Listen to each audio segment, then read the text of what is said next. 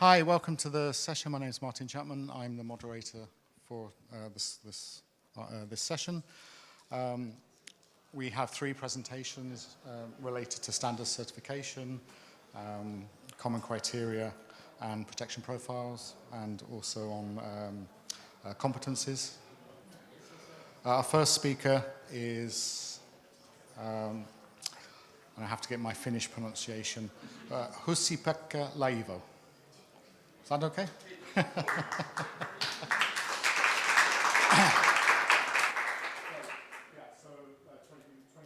minutes and Q&A, and if you want to, don't fall over, and then there's the clicker for the presentation, hopefully.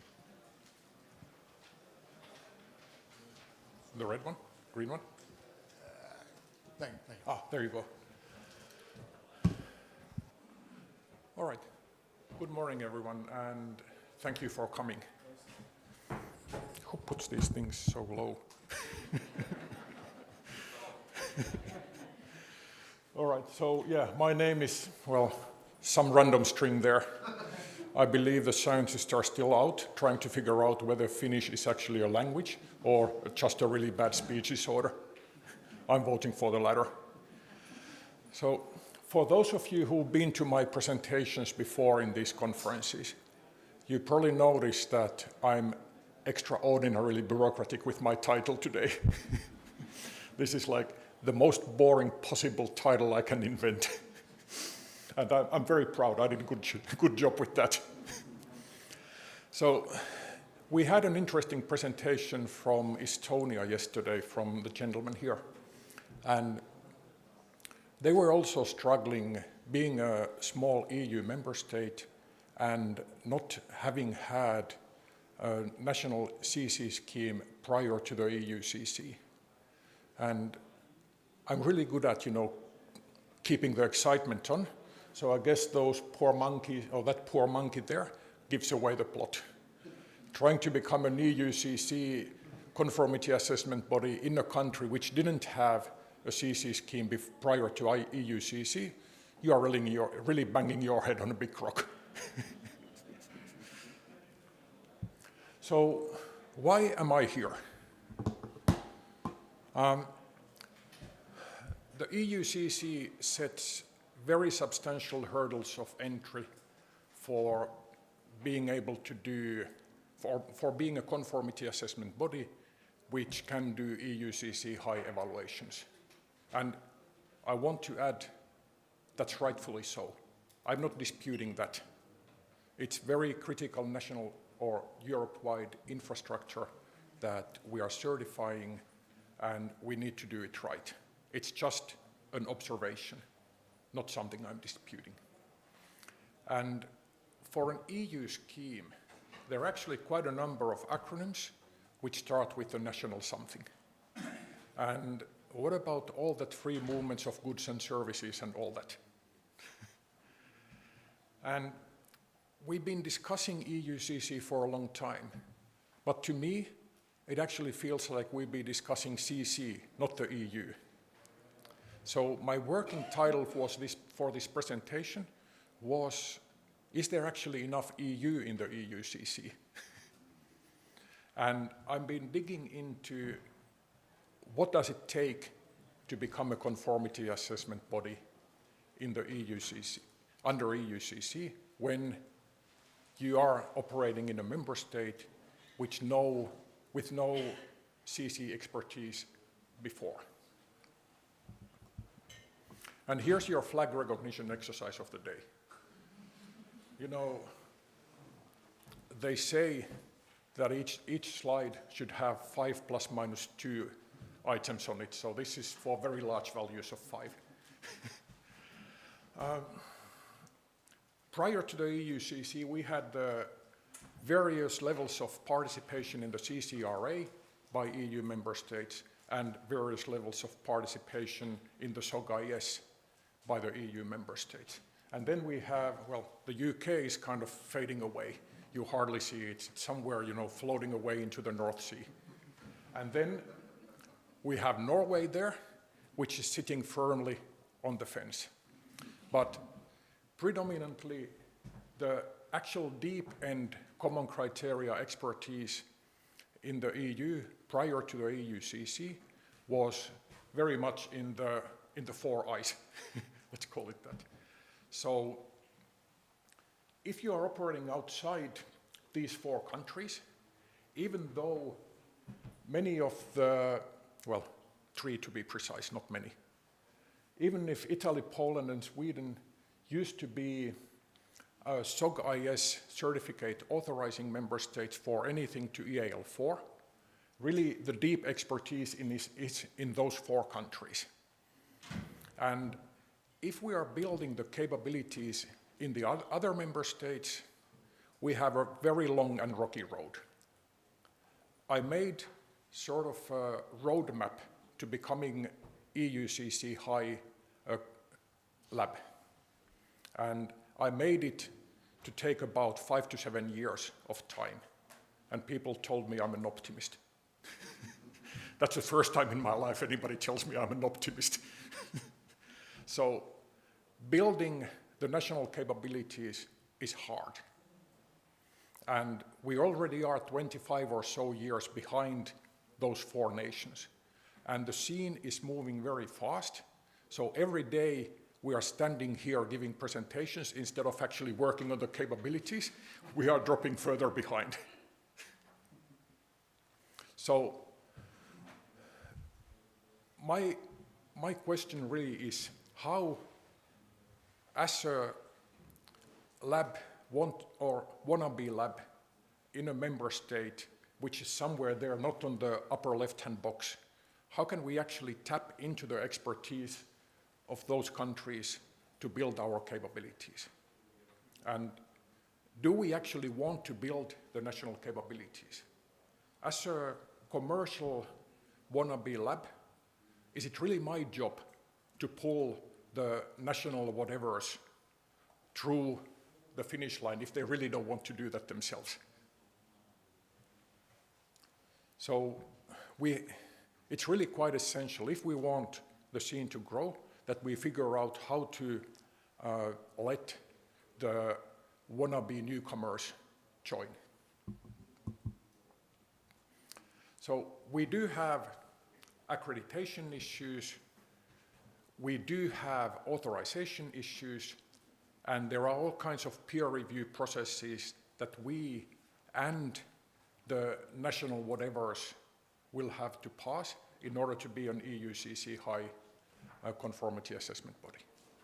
Of course, EUCC substantial conformity assessment body is a lot easier, but there is no really business there. And frankly, for a newcomer, I'm not sure whether there is even business in being an EUCC high lab. So it's a very curious situation we are in. Actually, here in the previous slide, I had a beautiful diagram how it all works together.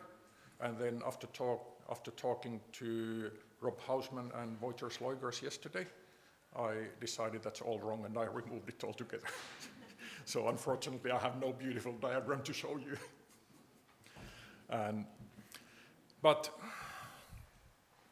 when we are a newcomer on the field, we do have quite substantial technical challenges. We also have business challenges. We'll look at them in the next slide. So first, we have a national accreditation body who knows about as much of common criteria as a pig knows of a lipstick. Which means they want it, but they don't know how to do it. And also, it's also possible that they don't want it. The national accreditation body is a government organization. They are run under a certain ministry, and that ministry has their priorities. So for example, in Finland, they are all about focusing their accreditations on CRA notified bodies. And now, when we walk in, hey, we want you to do us 17025 or maybe also 17065 with EUCC in the scope. Can we start already next week? Let me think. No. We don't want to do that, and even if we want it, we don't know how to do it. So sorry, can't do it right now. Put it on the queue and we'll get back to you in 6 months' time. And each member state has an NCCA.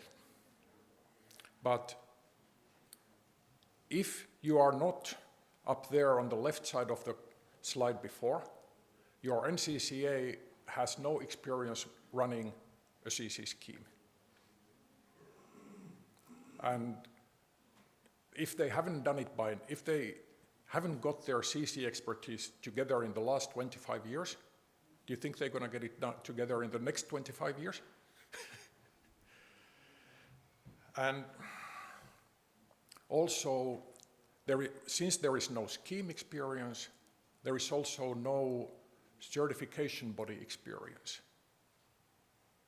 So if you want to go, especially if you want to go EUCC high, you need a certifier somewhere there which has substantial expertise in doing the certifications. They may outsource the certification to a commercial body, but yet they will need to meet the same technical competence requirements, same peer assessment requirements and such than the government CB does have to meet. And also, when we go to the EUCC high, this NCCA or N something doesn't have previously demonstrated SOG-IS or EUCC high competency. So it's kind of, where do you start building that, that competence? And if they are government agencies, again, they have their own priorities, they have their own mission which comes from the laws. So you maybe actually have to start by changing the laws which dictate what the NCCA does and does not do before you can get even started. So yeah, I'm a bit concerned. I'm an old man, I'll be retired before that happens. And let's say that you still want to keep banging your head on the rock. Where do you find personnel? Where do you go in Finland to find experienced common criteria personnel for your lab? Well, I don't know, some neighboring country? Why would anybody want to move to Finland? So, do you actually even want to build a lab that is in one of these funny countries? So that's not a trivial question to answer. It would be nice to do it. And especially in Finland now, because of various NATO membership things and F-35 purchases, we actually have funding to do this. But even if you have money to do something, doesn't make it make sense to do it. And let's not underestimate the importance of a local common criteria ecosystem. You need to have more than one guy sitting in a dark room to do CC. You need several labs. You need an active collaboration and sharing of experiences in your local ecosystem with the commercial players, with the government players to make it run. And when you have none of that, it's hard. And that was the technical challenges only. Then there is the business challenges. So building the EUCC high capability is a major investment. I said 5 to 7 years, plus God knows how much equipment and everything. But most important is that you need the skills. And you can use maybe EUCC substantial as a stepping stone to EUCC high. Those capabilities can be built much quicker. 1 to 2 years and you are all good. Then that's something where my crystal ball is very murky. Is there actually business in EUCC substantial? Just less than 2 weeks ago, JTSEC published their their common criteria statistics.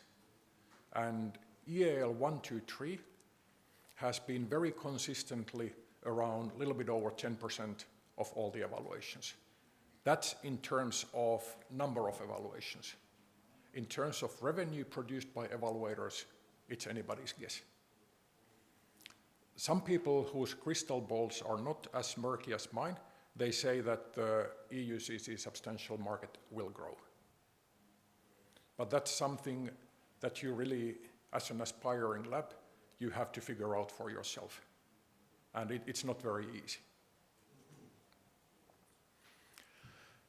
And once you are building these skills for your stuff, it's quite possible that you can't utilize them full time in doing CC only.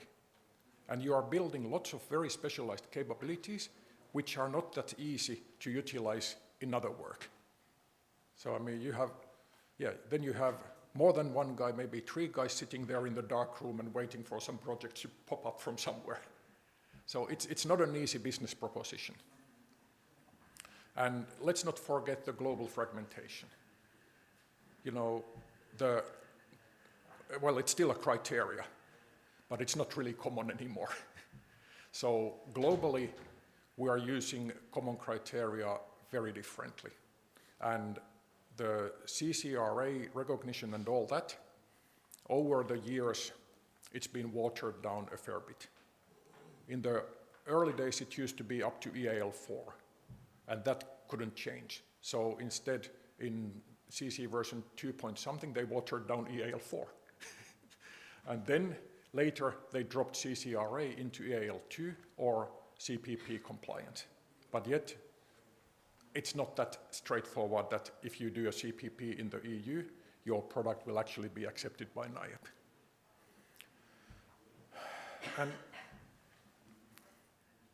even if you manage to put together your EUCC high conformance assessment body, the market is actually cornered. The same ChapIT statistics show that SGS did 90 out of the 420 evaluations last year. There are a few labs who are actually really good at doing, for example, smart card evaluations. And even if you become a new lab, it's really hard for you to build your brand recognition so that you can get your foot in between the door. And it's also quite possible that the era of a small lab is over. In the last 10 years or more, we've seen massive consolidation in the industry. The big test labs, minus us, have been buying lots and lots of these independent labs from around. There are still a lot of labs which only do a couple of evaluations per annum. But increasingly, the consolidation means that the big international test labs have been taking over the smaller players. So it's becoming harder and harder for the newcomers to get into the market.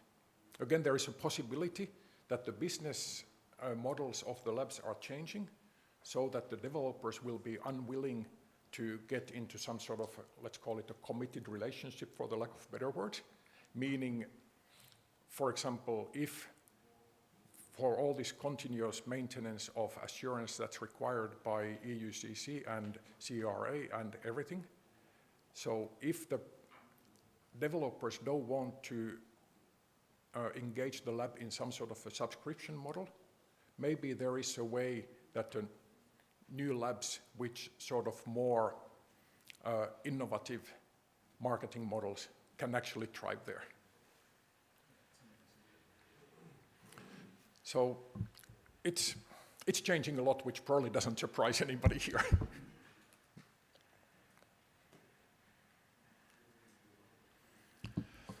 So what I really wanted to ask is these two things.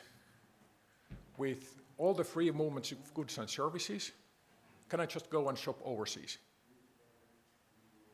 And also, is it in my business interests to work alongside with the local NAB and the local NCCA to build their capabilities? And the second one I really can't answer for anybody. I can answer it for myself, but my answer is not politically correct, so I won't say it. For the first one, it's more straightforward. So for the accreditation, not really. You can't accept that you probably can. So NCCA, easy. You just have to find an NCCA or a CB under an NCCA that is willing to work with you. NAB market is highly regulated. It's very bureaucratic, it's very regulated. But predominantly each accreditation body operates in their own member state. I like the way they say within its own territory. So, yes. You have to go to the local NAB. If you manage to get a statement from your local NAB that they won't do this, then you can shop around for another NAB from outside your own country. Or you may need to go through your local NAB to get into the NAB from another member state that is willing to work with you.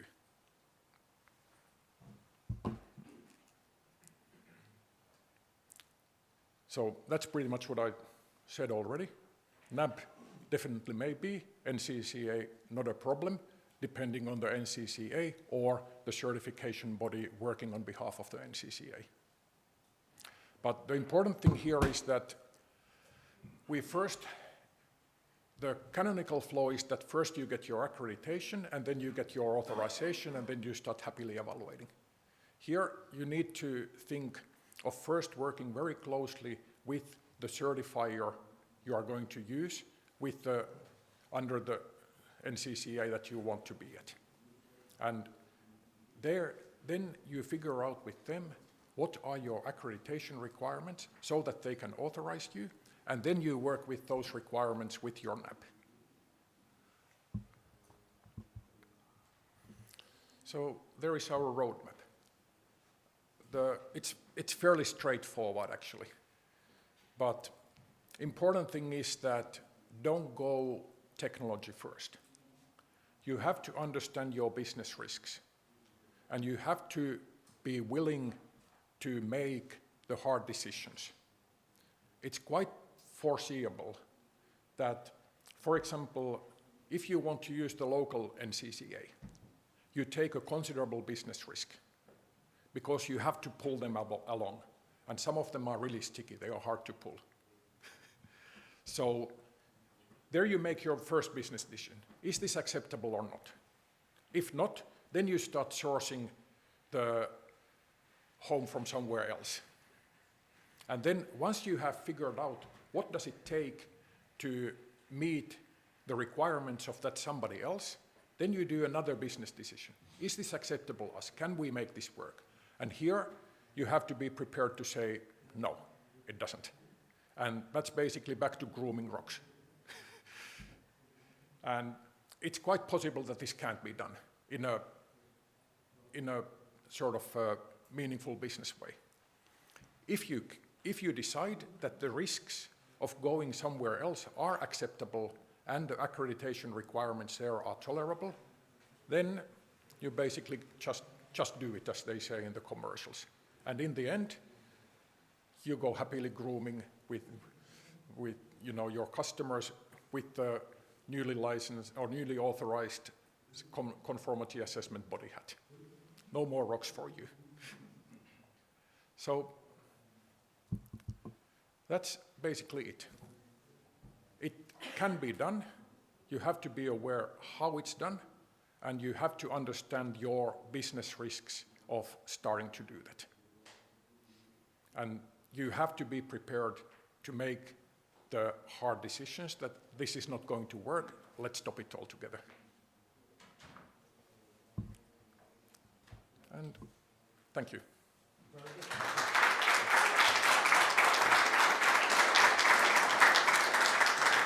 So we got a few minutes for questions. Any questions on that one? And please give your name and affiliation. Hi, thank you for your presentation. I'm Lars Thorsen, General Manager for Nemco Labs. We've been a common criteria lab in Norway for 20 years. I would like to address the startup challenges that you mentioned, particularly the business risk. My partially a question and partially a statement. When common criteria started up in Norway some 20 years ago, we did see exactly those business risks challenges. The solution for Norway was that the equivalent of the NCCA then actually went out and asked for labs that were willing to try this out and paid for a trial evaluation to become labs. So if they had not actually invested in 2 labs that seemed qualified to begin with, this would never have become realized in Norway. Is there any willingness in the smaller nations to do that from the governmental side? And the other thing is we are actually seeing an increase of interest for the substantial level. We have received several requests already.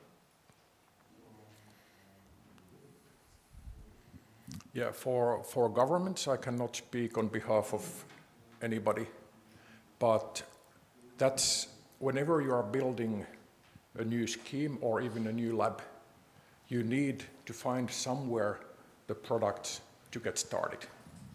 And one of the problems we have, okay, for example in Finland, how many certified products come from Finland? I know of 2, and I was involved in both. So since we don't have the ecosystem, it's back again, you know, where does it start from? So the government will definitely not pay somebody to just do a trial certification. We saw that, for example, when we were building the scheme in Malaysia, yeah, they did that. When we were building a scheme in Singapore, they didn't do that. And it took a long time to get started. And simply, I believe that's actually a financial risk that the lab or wannabe lab will have to take. It is your job to find somebody who is willing to work with you when you are putting together your capabilities.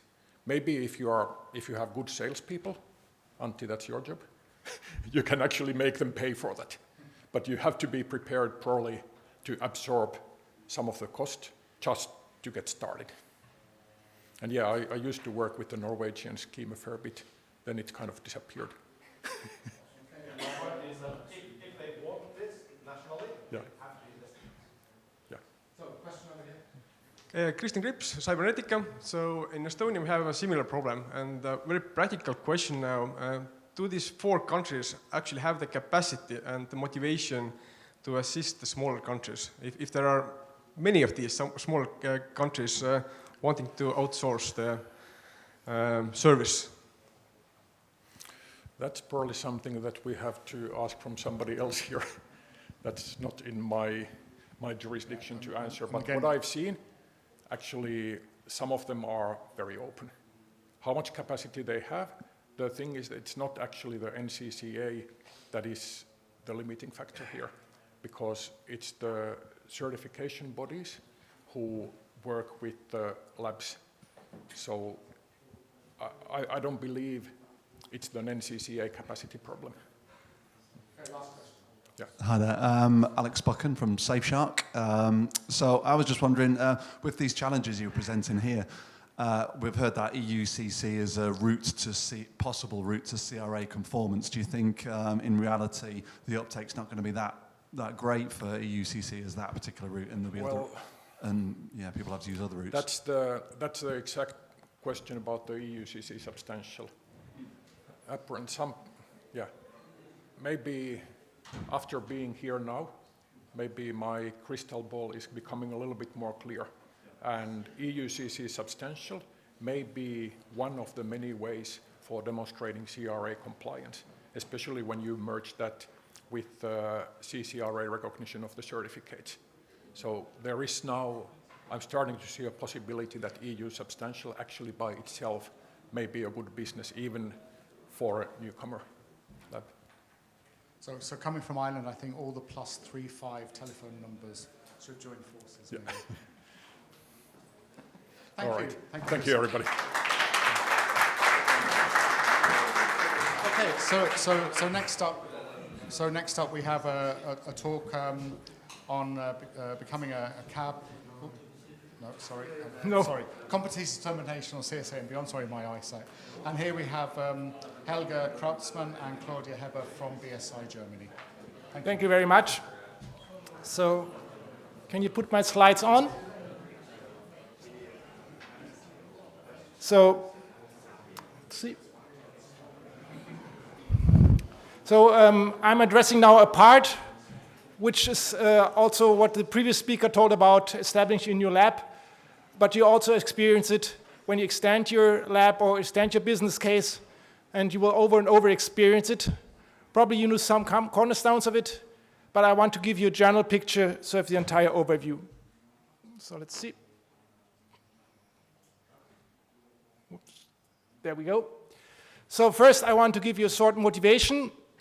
Why am I talking about this topic, about competency, and then I would introduce you to the standard scene, because we're not doing it because we need to do it, but there are also some requirements from standards. Then I would like to look at determining competency and give you some examples, because we have long-standing experience in Germany. We have labs for about 30 years or more. In the end, I give you some further information, further things you can read and look at. We want to have a look at the CRA, at the upcoming, where we also have to look at competency. In the end, I want to give you some tips. So if you're actually trying to set up a SIEM or set up a lab or set up an organization, you need to determine your competency, how you can go about. And then, of course, we'll stop with the conclusion. So I want to start with the motivation. So you're a great lab, you have great ideas, and I'm usually, as an assessor, visit those labs, and I ask them, what can you do? And I often get to hear, everything. I can do everything. Well, what does it look in practice? You have some areas where you're really competent, you have the tools, you have everything ready, you're really prepared, but then there's some areas where actually you're glad you know where the manual is. While this might work when you're preparing for a scheme or for preparing for operation, this is of course not suitable when you have actual customers sitting at your door asking for timelines, you have the certification body or the oversight or whatever wanting the results, questioning you have the accreditation body standing in your room looking at your personnel, so you don't expect them at that time to pull out the manual and say, well, I at least know where to look at. So first look at the standards, as I promised. The most famous for probably most of you is the ISO 27025. And when you read it, you notice, yes, competence is important. So it clearly says, yes, you have to have competence, you have to have a competency determination system, you have to think about what you need to know, what you're able to do, and you're not much wiser in the end, because what you have to know, it's up to you. But you have to have a system. You have to have procedures. So then you look at the different standards. For example, if you're looking at CRA, we hear about a little bit in the end, it's probably 7021-1 where you will look at. And then with similar sentences. So you have to have a process, you have to have determine your competences, you have to look at the standards which might be relevant for you, and the certification body shall have documented processes for monitoring, so fine again. But first time at least you see some things listed which are necessary for your operation. But by far they're not sufficient, but at least you get a start. And this is not our topic here, but I just want to give you the idea. If you go to an ISMS certification, you see it's the same theme over again, so you see some kind of general requirements. You have to have a system, but at least here you see some real hard facts. You see, okay, I have to take a course, I have to pass an exam at some stage. So at least there you have some ideas how to really put some numbers in your competence determination. Going back to our, main scheme we have at the moment, or the only scheme we have at the moment, EUCC. There we have another standard. It's 19896-3. And if you look at this one, if you look at 1, you say, okay, you have read that certain times, you need to determine competence and so on. But if you look at 3, at first sight, you might say, oh gosh, that's tables of tables of tables, pages of pages, long lists of required competencies and knowledge. So you might get shocked. You say, well, how am I able to do this all? It's impossible. Well, you might not have customers for everything. If you read that standard carefully, you will see if applicable, where relevant, and things like that. So first, okay, you can relax a little bit. But still, in the end, you will have customers. You will have areas where you need to demonstrate competences. So the first thing you need to determine is, what do I actually need to know and how much? Because it's clear that you cannot be an expert in every detail of every technology available on the market. You have to stop. You have to draw the line somewhere. So you have to think internally, what kind of evaluations will I do? We heard already, will I be a substantial lab? Will I be a lab at high? Will I specialize in certain technologies? And you need to really think about your business case. Where do I want to invest? And this may be open. You might say, okay, these are my primary customers, but in the future, I foresee development in other areas. For example, at first, I might start with certain software products, but in the end, I would like to go into firmware, closer getting to hardware. So I might say, okay, I'm expanding competences. So it's also a development. But first, you need to draw your baseline saying, okay, what do I really need? What do I need to do for my customers? And then, when you have this baseline, you need to say, okay, how do I find out if I actually have this competence available? Because you need it for your customers, but on the other hand, you also need to show it. Maybe your customer asks it, but your NCCA might ask about it, your accreditation body might ask about it. And of course, if there's a complaint in the market, or also market authority might say, okay, did you already have the competence? And then it's good to have things on file, good to have things to show that you have the actual competence. And the first thing you take is, of course, well, my personnel also all have a diploma in computer science or engineering or whatever. So that's fine, but to be honest, that's only a prerequisite. It's not sufficient. So you can't say just because they studied 4 years or 5 years or 3 years or whatever to get their diploma, to get their master thesis, it's sufficient. So you need more. So great, I think, is that you can easily check it, that you can easily make the tick. But as I said, it's insufficient. And you have problems because if you make it very specialized, then you don't find people. If you make it too broad, just any master's degree, well, it doesn't help you. Master's degree in biology might be nice for a biologist, but not probably for your CAP. And of course, it's only one time. So they have 1 degree, but the threat landscape, the development is ongoing. So you're looking for, the next step you can do is looking for certificates. Ask them to be, for example, a CISP auditor if you're in auditing, or regional certificates. In Germany, we have Grundschutzberater, which is an advisor for our baseline security management system. You can ask them for records of previous work with the previous employees. Ask them to take certain courses at university which are available even after studying. So that's, again, nice to check. It can be obtained while working, so it can be continuously. And it's recent, so it's great. But again, not specific enough in most cases. And again, you don't have a limitless choice. So you have some courses, some certificates which you can take, but it doesn't really cover all the needs you have. And of course, you need to convince your employees to actually take these courses. You have to give them time. Maybe you have to pay them for that. So you really have to invest it in your business development. Then, of course, there are dedicated trainings available. You can run them yourself. You can engage in the market with several labs or several CAPs to run these courses. You can make this training. You can also make workshops on specific cases. For example, you have a master tow a master device where you say, okay, I really train all my people on this device and we all learn it. This is great because this really gives you the skills which are required for the job, at least for a certain range of competences. And you need to keep it that way. That's the important part. It's really tailored to your needs, really specific.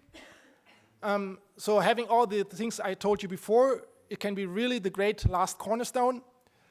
And you can also address a range of competencies. So if you work on a tow, we can look at actual evaluation tasks, at communication skills, you can look at writing skills, you can research skills, so you can really integrate everything you need. But again, or in this case, it's a heavy invest. So you really need to think about it in advance. You need to have somebody actually running the course, actually preparing the mock product, actually running the workshop. You need to maintain it, you need to keep it up to date, because I've seen in one example where it was set up by a federal agency in Germany where, well, they outsourced it and they run it for I don't know how many years. And it's a business case for the training training provider. Well, it's unchanged. And the risk landscape is changing. So you really need to keep it up to date to not become it outdated. And then, of course, you need to observe to check if your people are still skilled. And you can use it in a range of ways. For example, you can ask them to perform a task when you're actually monitoring them. You can ask colleagues, experienced colleagues, to actually look at their reports, to look at their work. You can ask them to redo samples which are evaluated. So have, for some evaluation task, a second evaluator running the same task or part of the task again, and then compare results. So it's really well suited to monitor it, and also some standards require that. You can give very, very tailored feedback, so you really know, okay, at that step you didn't perform as we expected, and you have to recheck your knowledge on this part, or you have to recheck your competence on that part. It's going in both ways, so even the lab can learn things. Oh, you did different than expected, but that's a good idea. Well, maybe you can make this a new standard in our lab or a CAP. But then again, it's of course problematic because having one colleague testing another colleague, well, saying, well, he didn't perform well, you have to think about the consequences. So if it's an open-minded set, it can work very well, but if there's some tension in the team, then it might not work as expected. And of course, you need to think, what are your criteria again? Well, he didn't write it as clearly, but is it a problem? You did write it differently or did test it differently, but the result is fine. Where you say, well, you need to retrain, you need to think about that in advance. And of course, it's a continuous invest. So you could also go about, well, I have customers, I have market authorities. Why don't they simply ask them, how did my staff do? You could ask, well, after projects, you could go and say, okay, a feedback sheet, really nice, and I get everything to know. Well, not really. So you will get feedback sometimes, but it will usually be, well, we're happy, or you didn't do that task, or you were too expensive. But how do you break that down to the competence of people? How do you really get information you need to develop your personnel, to check if there's some gaps or some more requirements you need to fulfill? That's very too broad. You might get it if you have a good working relationship and you're sitting down with your customer and really talk with him, but still it's usually not very helpful for actually continuous development. So I'll give you some examples. For example, for EUCC, where we have a 5-day training course in Germany, and maybe some of you have attended it because we have more and more questions about the English courses from other countries, from other member states. This is a 5-day training course for CC. It's a requirement. Again, it's not sufficient because you learn all about CC, but doing evaluation is more than knowing the CC. And you could also, like, as I said, the standards have long lists. You can take them and can read them. But when you actually look, how do I check that? What are the requirements? What is the level? Yeah, I need to know cryptography. Well, It could be something like I can enumerate certain algorithms, or I could be a mathematician proving these algorithms. Well, it's somewhere in between. And this in between, you're still left to your own. So unfortunately, there are little to no courses on the market. So you need to develop, as I said earlier, an internal training program, internal evaluation program to check where you are. And it might be helpful to have some tools, maybe there are open source tools or previous evaluations ready for new personnel, which you simply take and then ask them to redo them or review previous reports and find certain things, or that is a good idea. Then we have a huge kind of other labs. We have more than CC in Germany. And what we found was very helpful was that you have a certain structure. So you really say your baseline requirements, certain vocational training or certain study requirements. Then you ask about relevant experience in the domain. Then maybe you have some courses. In UCC, this would be these 5-day courses. And then we come in and evaluate your competence. But this you, of course, need to prepare. So you have to already think about how to evaluate person internally. But you could set it up for yourself. So you could, okay, have this multi-step approach and evaluate it, and then you monitor your knowledge.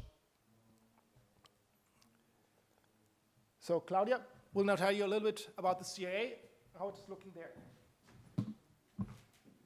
Thank you, Helge.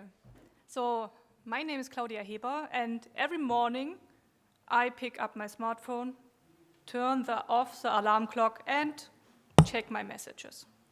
Thanks smart home technology, I always know whether my windows are open or closed. And I mostly pay my purchase by card. So products with digital elements are essential in our daily lives, and they are very diverse. The CRA, with its horizontal scope, regulates all these different products. And for some of those products, the product categories need a third-party conformity assessment. So there are 2 ways of third-party conformity assessment. First, the EU type examination, also known as Module B, or the conformity based on full quality assurance, also known as Module H. Module H examines, among others, whether the design, the production, and the final acceptance of a product is in accordance with the quality assurance system. Therefore, the whole development process of a product is being assessed. This requires a wide range of competences, which are determined in the ISO IEC 17021-1.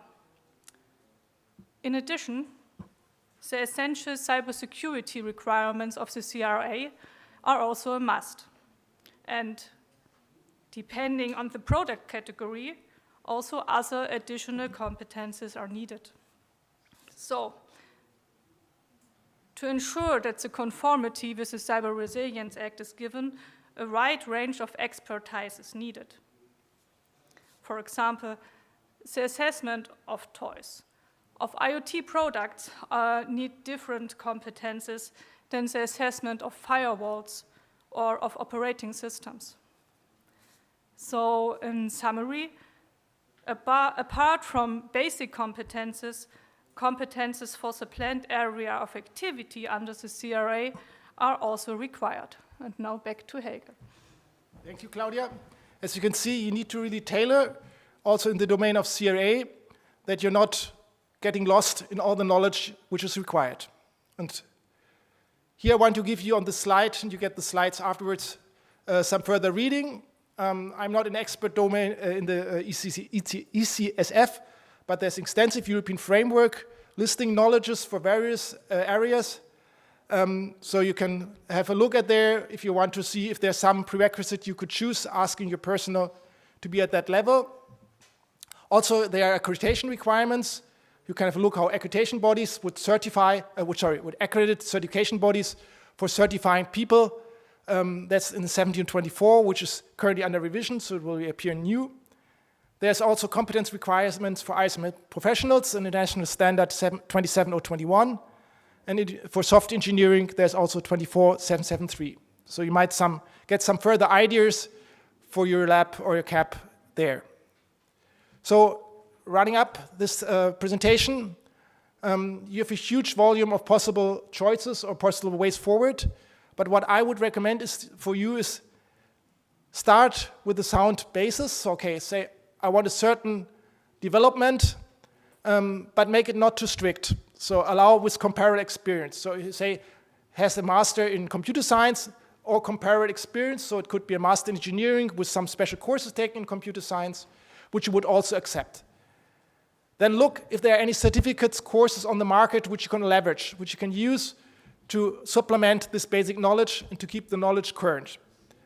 But then you really need to prioritize. Don't take everything equal. Look which are the main competences you need, which are really the core competences. And there you should ask your personnel to really develop first. Maybe they can take a course, take an exam. And then, once they've done that, you can authorize them to do that work. So this authorization could then also include work under supervision, could interviews and things like that. And you have quite a bit of things on the table which are less important, which are only seldom needed. And they say, okay, if this 1, 2 employees, we can do that, that's fine. And you run a short interview with them or ask a first sample to be shown to you, and then for now you're done. So don't treat everything equal because otherwise you get lost. But think about monitoring.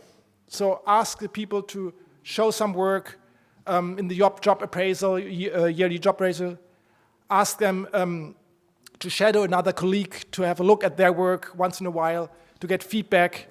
If you're running internal audits, you could have a look at certain personnel, how they performed, could look at their work. And of course, ask them to present, ask them to show their knowledge. That's the best way, I think, because they're then really motivated to go to conference like this, show how good they performed, what they did, share their knowledge with colleagues, get new input, and then you can ensure that your staff is really qualified and trained, or you're at least confident that it's qualified and trained to do the job. And of course, if you see anything which is not to your liking, where you say, okay, well, I expected him or her to do this, complete this job, but it wasn't as to your standards, then of course you need to act quickly. Don't wait, because in the end it will turn out, it will appear. I've seen it as assessor from our CB quite a few times when they complained, said, well, we had these reports and they really showed some troubles, and then I went to the lab and it was pain for all parties. So avoid this. When you notice different deficiencies, retrain, add as additional personnel for this job, or maybe shift persons. Maybe some are not able to write good reports, fine. But then be aware of that either by training or by assigning the work accordingly. So the summary now, this is my last slide. So competencies are a key requirement for conformity assessment. It's mentioned in every standard, it's mentioned everywhere. You really need to be competent, or your personnel needs to be competent. It's up to you, it's up to the CAP to determine the competence. So it's a primary responsibility of you. But you need to show it, you need to demonstrate it, and you need to take into account scheme requirements, standard requirements, and you need to be able to align to those. And you can use many possible ways to determine your competence, but please prioritize. Thank you.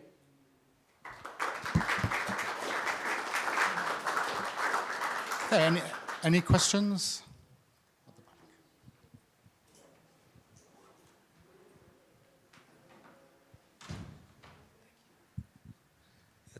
Thanks for the presentation. I think that's very important. Like every stakeholder is looking for competent people, like developers, labs, schemes. What I missed in your presentation, and I'm really curious to know your opinion about that, is that how do you define a competent person? So some of the labs, they think that, for example, if you take EUCC as an example, if the people that are involved in the team, they are really specialized in one class, like one really deep down in the ADV, one of them in the ARC class, that's the definition of the competence. And some of the other labs, they have the approach that like all the teams that are involved, they know all the classes. Do you have any opinion on that, or like yeah, what's your view on that one? Well, that really depends on the size of your lab. If you're a large lab, we heard about there are some really, really large labs, then of course I would expect you for the first part, as you said, because they really have enough business volume to have competences tailored to specific requirements of the standard. For ADV, for source code analysis, for fuzzing, for architecture design. And this, of course, would be a nice situation because then the experts can really focus on this one area and keep up to date. But if you're a small cap, and we heard when they're setting up a small lab or a small cap, then it's probably not possible. So you need to have broader knowledge, but still it must be sufficient. And there you really need to tailor your business case. So you cannot take every product. You need to say, okay, I'm focusing first on these products where I have sufficient knowledge shared in my team, and then you expand. But what's important is that you need to set your goal, and then you say, okay, I want to reach this goal, and you may develop in that direction.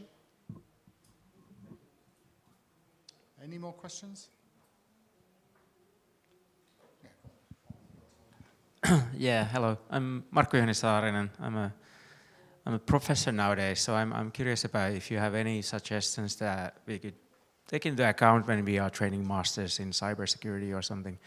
I'm able to teach them like what CRA is and give an outline on CC evaluations, but is there some like technical domain that you would seem relevant?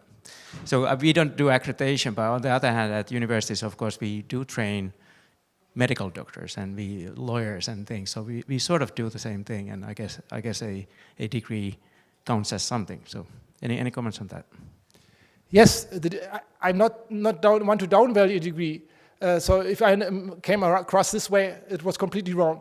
But at least from my experience, degrees are very broad. So there are some students which may take courses in information security, in maybe even testing. Then of course they're suitable.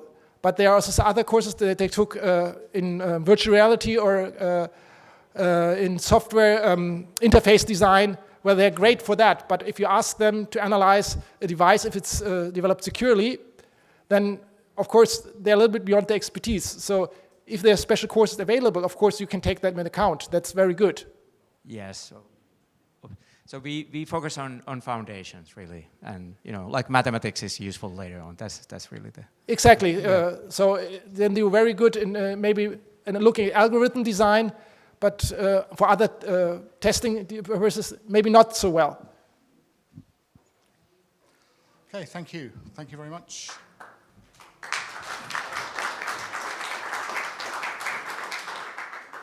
So next up we have Bettany Chatterley, who's going to talk about the use of ETSI protection profiles for CRA compliance mobile devices.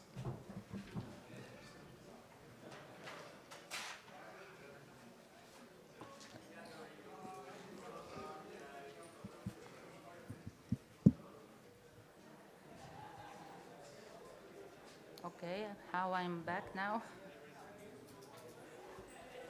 Okay. Oh. Okay, can I have the title? Okay, so in the meantime, thank you to be here, especially because the other panel about the CRA is really important. So it's a pleasure, and at the same time, it's scaring a little bit. So I don't have the title, but it's not a problem. So the presentation today is, so first of all, I'm Bettina Chatterley from Huawei Technology in France, and this work is about what we are doing in TC Cyber, at TC Cyber, with respect to the consumer mobile device PP. And in our, I insist on this point, in our expert group for the CMDPP, we have Google as rapporteur of this PP, Apple, Huawei, and Katso Communication. But of course, everyone in TC Cyber is welcome to join this work. Okay, so the presentation is about the use of the consumer mobile device PP for the CRA compliance. So the outline will be really simple. So first I will present you the CMDPP for those that are not aware about it, the context of the work. And we will talk specially about the mapping, in the sense the coverage of the ESR with respect to the CMDPP, and the ones that are not covered or are partially covered, and I will end with a conclusion. So what is this PP that is in the context of ETSI? It's a series of technical specification. So it's a protection profile and a set of modules. So the consumer mobile device protection profile, in fact, will provide a common baseline of security for mobile device like smartphone, tablet, or any other device with the same functionalities. So it includes a set of security requirements that will build a consistent solution to answer to the threat model on those mobile devices. So this is the first protection profile for consumer mobile device. There is another one from the CCRA that is for enterprise-used mobile device. So this is the first one about targeting the consumer protection profile. So we have the structure of this protection profile. We have the base PP and several modules, one related to the biometrics, one related to the multi-user in this case where the mobile device is shared, for example, in a family. A module about preloaded applications that are applications that are delivered with the mobile device. And the last part about the bootloader and the root of trust. So this protection profile claim the assurance level EL2 with the ILC DVS redefined more precisely, because the development security measure in the context of a mobile device, let's say manufacturing and processing, is specific, mainly for the device identifier and the keys, and the ILC FLR for systematic flow remediation. Okay, so I precise that this presentation is not about the protection profile itself, and nor on the, let's say, a training on common criteria. So it's really dedicated to the fact how the protection profile answers to the CRA. Okay, so what is the current status of this protection profile? The previous version of this profile, the version 2, has been certified in 2023 in ANSI by Thales as evaluation lab. And that version has been built, as you can see, with the major, let's say, industry partner. Now we are updating for a 3.1 version to take into account the new version of the CC, of course. The module, like the new module that has been developed after the certification of the protection profile. We want also to take into account the GSMA feedback with respect to the protection profile, because this protection profile will probably be used in the GSMA scheme for mobile device, that is the NDCert. And of course, the work of, that I will present today, the update with respect to the CRA. So the roadmap of the protection profile is, basically speaking, in June, it will be published as a technical specification of HCTC Cyber, and we will try to launch its certification by the end of the year. Okay, so the context of the work, as I said, is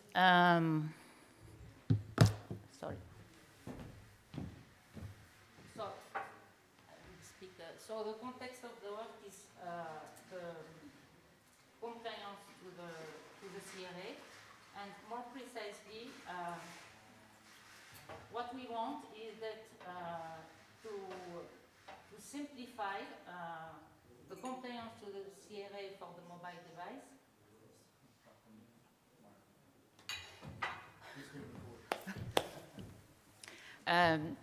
to the mobile device through its certification. So the mobile device itself as a device is classified as default in the CRA classification, right? So of course we can use what is for a default product, what we want, but as this kind of devices will be certified and some part are already certified, will be certified, so why not using the certification for the compliance to the CRA of those products. So here we are in the context of using the certification as a conformity assessment approach to the CRA that you know that is mandatory for critical product in the CRA. And with respect to that, ENISA provided, I think in 2024, a guidance on how to use the UCC for the compliance to the CRA. And in the meantime, in ETSI, we already provided a technical report about the mapping. And this work will be more precisely on the new version of the PP and its compliance to the CRA. So, by the way, this work is also a pilot in the ENISA set of pilot for the UCC for CRA. Okay, so product scope, TOE scope. So the TOE in this protection profile is made of the hardware, the software, the operating system, the preloaded application. So the preloaded application are applications provided by the mobile device manufacturer that could not be removed by the user, for example, the call. All right, or the SMS application and so on, and the biometric system. So this is what is the TOE. The non-TOE is the other component of the device. First of all, the functionality related to the cellular communication, like the modem or the UICC. And all the user application that the user download, that some of them are pre-installed by the manufacturer, but the user can delete them, for example, browser and all these kind of things. So this is the scope with respect to the evaluation. Now, with respect to the CRA, the product scope will be not only what we have in the TOE, but also what we have in the non-TOE, in the sense that it is a global product like a smartphone or a tablet. The secure element itself, we consider that this element will have to comply to the CRA independently from the mobile device. For example, being certified UCC or in the GSMA ESA scheme. And the modem is also that provides the mobile connectivity. We assume that the modem is compliant to another kind of certification, like the GCF1, and comply to 3GPP standard. Okay, so now let's see the coverage of the essential requirement by the CMDPP. So the first one, and maybe the most important one, is the fact that the mobile device has been developed using an approach based on the risk. So for those that, of course, are used with the common criteria and the UCC in particular, you can consider that providing the security problem definition in a protection profile or in an ST is a kind of risk assessment, because there you provide the threat model of your product by providing the asset that you want to protect. So in the case of the mobile device, you have the user data assets like, I don't know, the location, email or whatever. You have the TSF data that are the elements that are used by the TOE to do the job, like, for example, authentication, data, and you have the OS itself and the app are the assets. So then you have the threats on those assets and assumption that you put on your device, on your TOE, for example, the fact that when you upload an application from a remote platform, you assume that that platform is trustworthy, because the assumptions are the things that you have no control on them.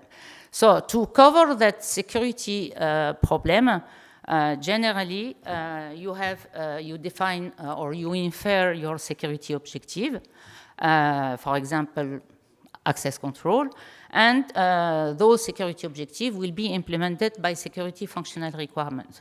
So at the end of the day, you can consider that if a product is evaluated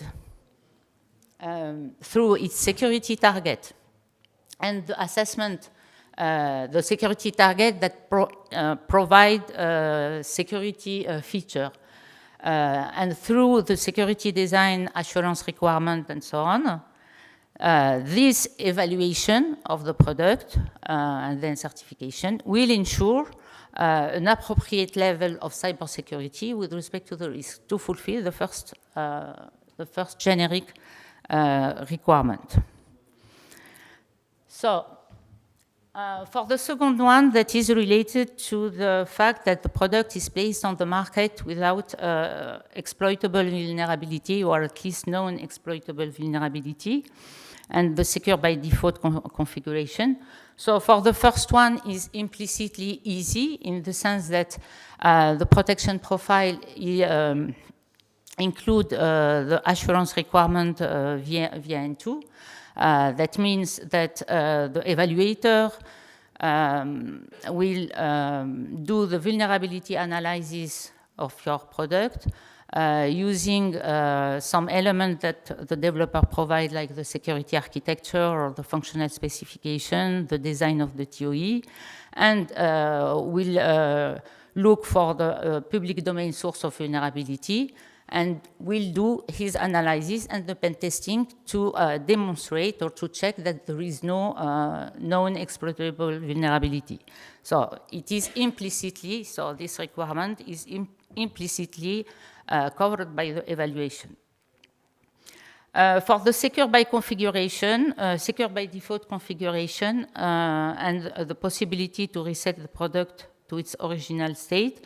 So the CMD as a device, it provide the user with the possibility to reset the device to its factory configuration, and that factory configuration is defined as a secure by default configuration described in one element of the assurance requirement, the AGD PRI and the ADV IRC. We can also add a function to the user control to give him the ability to, how can I say, to reset his handset to the initial state. For the security update essential requirements, so the one provided by the CRA include not only the security update, but also an option for automatic security update, an opt-out mechanism to the user, the notification of available update, and to be able to postpone them if needed. So all these options are provided by the protection profile. For example, through the application update SFR or the software update SFR. And in those two, we define several options that the user can select. In fact, that the SC developer could select according to his specific device.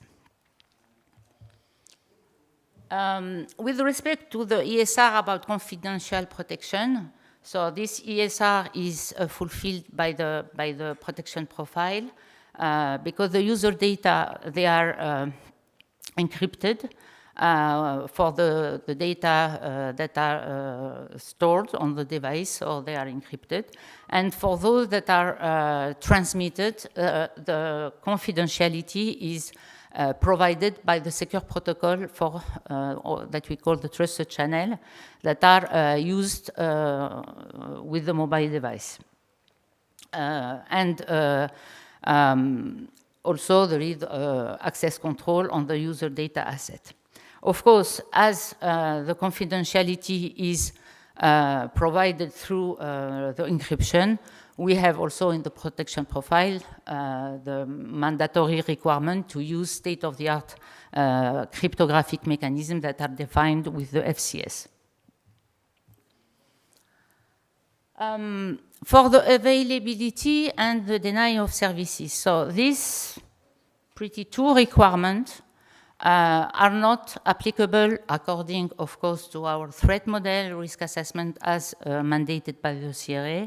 They are not applicable to this type of devices because the mobile device is a client and do not, in the term of the services, and do not provide network services to other devices. And for the part that is about recovery from an incident, we can use the fact that the TOE will be recovered to a secure state in case of failure. For example, if we have a failure with a software update. But generally speaking, this today, this CRA is not applicable to this kind of device.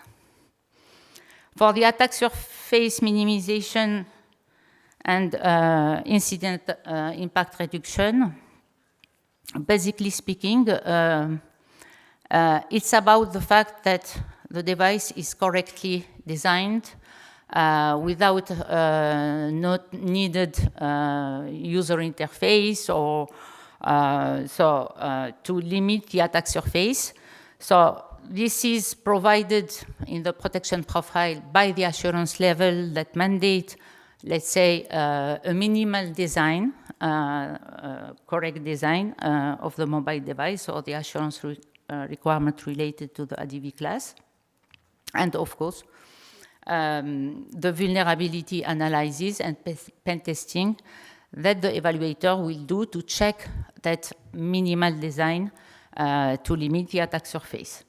For the reducing the impact of incident, pretty same thing, correct design. And in addition, the preservation of a secure state in case of failure to minimize the impact of the incident. Now we are going to the ESR that today we consider as partially covered by the CMDPP. The first one is about authentication and access control. Of course, the mobile device, the TOE, provide access control to the user data through authentication. So all of that is pretty normal, let's say, in protection profile. And also authentication, failure handling, and so on. There is one aspect that is still in discussion in reality, but this is it is related to the fact that what the mobile device or what the TOE can allow prior to authentication. Mainly related to the fact that we are in a threat model where the threat agent has access, physical access to the mobile. So with that physical access to the mobile, it means that he has access to the user interface of the mobile, like the screen, for example. And what you want to, how can I say, what you want to be, for example, displayed on the screen without authentication is something that each manufacturer will have to decide, or we can give the the ability to the end user, to the consumer, to decide that, for example, the notification about the SMS that they receive is not displayed on the screen without the notification when it is locked, and so on. So this is the only one of the aspects that is related to the fact that we are in the context of a consumer device where the attacker has access to the device. Now for the essential requirement about the integrity. So like the confidentiality, the integrity is indirectly provided through the integrity of the key that are used to encrypt the user data on the device. For the transmission, it's the same thing. It's related on the protocol that are used for the communication. And the important point is that compromission of integrity of the user data means compromission of the key. That could be possible, but we are in a threat model and attack potential that is lower than that potential of attack about on the keys, on the integrity of the keys. And the report on the corruption is not applicable in these devices. So for the data minimization, that is also interesting, because for the data minimization, the part that is related to the OS is something that we can control. Means data minimization, it means correct behavior. You do what you have to do with the data, no more, no less, and so on. But for the application, it's a little bit more complex.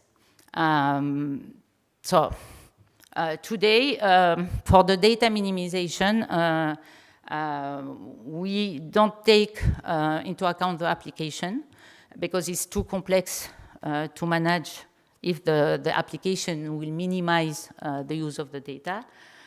For the OS part, we will answer all with adding an additional assurance requirement proposed by ENISA, or we will find another way that to demonstrate the correct behavior of the functionality of the devices. Another interesting one that is not applicable for the consumer mobile device is the logging and the monitoring of the information with respect to incident or to event. So just because we are in a consumer mobile device, so if you have some information about an incident that happened on your device, personally, I'm not able to understand and to do something, right? So this is not applicable, at least today, because our work is not completed, but today this is not applicable to the mobile device because the user will not be able to use those data. And for the fact to remove all the data, so there is first removing the keys that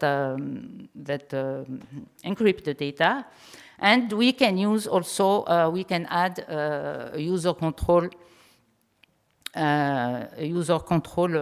functionality to give him the possibility to do the factory reset. To delete all the data on his device. And of course, there is also the transfer of the data if the consumer wants to transfer all the data to another device, for example. So for the part 2 that are related of the CRA essential requirement for the vulnerability handling requirement, basically speaking, we can say that most of them are covered by the systematic flaw remediation required by the protection profile. We have 3 that are still in discussion. Why? Because the first one is about the fact to make the difference between the functional and the security update. We consider for the mobile device and for example, patching the mobile device for a vulnerability, we consider that generally it's a mix of functional and security update. And by the way, in the CC, when you have a vulnerability and you have to patch it, you are obliged to do an impact analysis report, where at the end of the day, you will have that information if it is functional or security. By the way, we interpret, in fact, differently that essential requirement in the CRA, because we think that the problem is not the fact to differentiate. The problem of those ESR is to do the patching when the vulnerability is disclosed as soon as possible. This is pretty the essence that we consider from that essential requirement. The other things is the famous S-bomb that is requested by the ESR, by the CRA. And for that, today we propose other solution than adding a new things to the assurance requirement. Because today, in the version of the CC today, we can have that information because, for example, if you take the vulnerability analysis of that will be done by the evaluator, he will check the vulnerability not only on the TOE, but also on the third-party components that are included in the global product.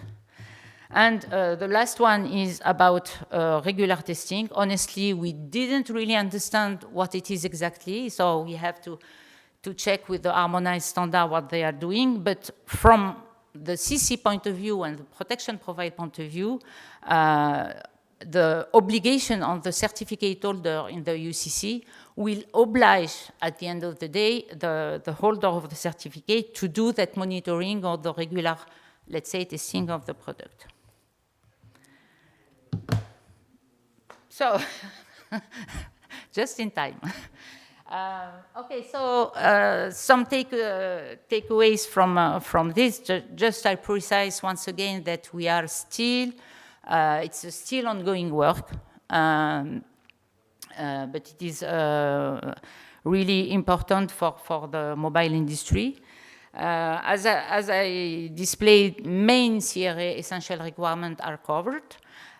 Some of them are all not applicable due to the type of product that is a consumer, so related to the intended use and related to the risk assessment in the intended use.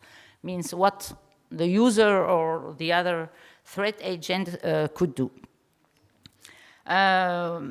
We still have big portion to be investigated because as I show you the scope of the CMDPP and the scope of the CRA product are bigger, mainly for the modem and for the USCC, at least for anything that is removable, in fact, from the device. And for those, we will continue to work on maybe also with ENISA about is it composition, is it to compose certification with harmonized standard and so on. And just a last point is that the component, in fact, of the mobile device, like the OS, for example, or like the browser or the password manager, they are themselves classified as important product in the CRA, and we will have harmonized standard for those.